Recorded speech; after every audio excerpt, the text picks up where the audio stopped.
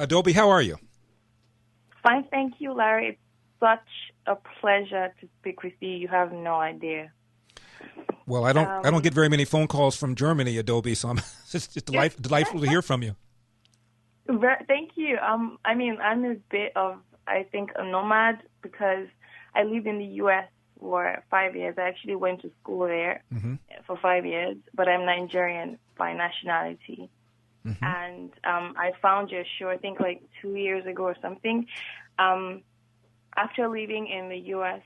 for, I think, 4.5 years, I went there to get an education, but I got, of course, like most people, I got so into the liberal leftist, far left ideology that I kept like changing my majors. And one time, I think when I turned 20, I changed my major from computer science or something to like feminist philosophy or something. And so my parents... Lot of jobs for that. Yeah. Yeah. My parents did the crazy. So my parents are like born and bred Nigerians. They live in Nigeria. So they did the craziest thing that I think I had ever gone through in my adult life. But I think it's the thing that changed my life because I went home for the holidays, or so I thought.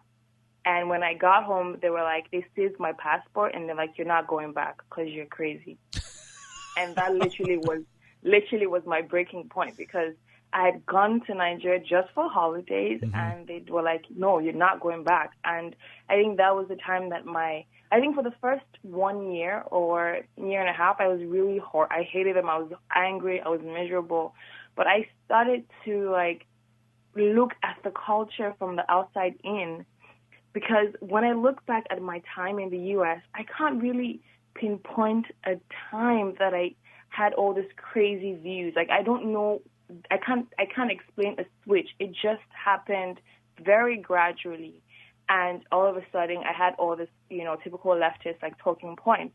But as I started to look from the culture, because honestly, my experience in America was amazing. Like, I first lived in New York for 2.5 years, and I moved to Texas. I did my community college in New York, and I went to Texas to do my the rest of my program. And honestly, like, I loved it there. You always hear Texas racist white people. I read that I was supposed to think that, but personally speaking, it never happened to me. I felt safer there than I did in New York. But I don't know, for some reason, I just believed it because I don't know. I can't explain it. But anyway, I think for me, I started to kind of like see, like I said, see from the outside in why is this culture like this?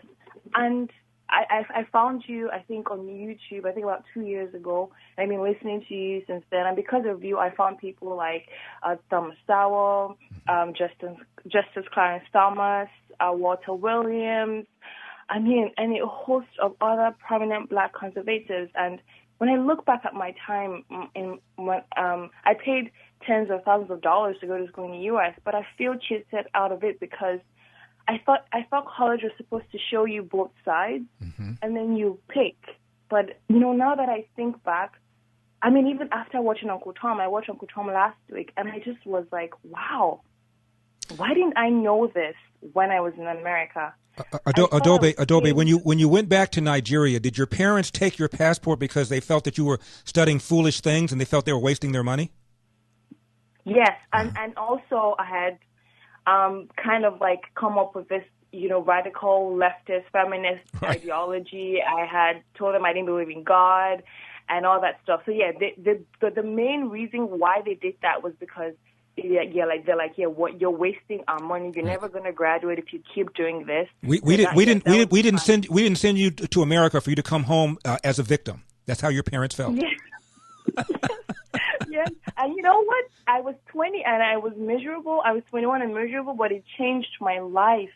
It did. I looked at the culture from the outside and I was like, something is wrong.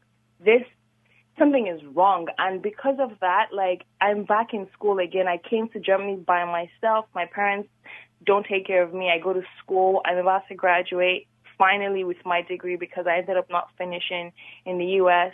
I take responsibility because, of course, like you said, like I used to, it's so funny because when I moved back home for the first 1 year, I blamed my parents for bringing me back. I never even thought that it was my fault. It was the choices I made that took me back. I was so, deep into this victim. Oh, I'm a victim. My parents hate me. The world hates me. Everyone hates me. But going back home and also finding God again, I became a Christian.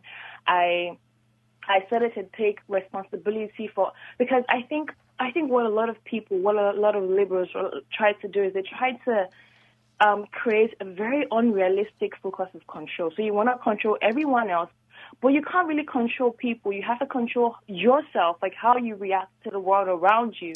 The world is tough. Absolutely, absolutely. Adobe, we're going to have to move on, but I want to ask you, how many languages do you speak? Oh, I speak a bit, very tiny German. I'm Igbo, so I speak a bit of Igbo, and I speak English. But also, Larry, before we go on, I also wanted you to address after the call or something. I wanted you to address, I think, a question that I've always had.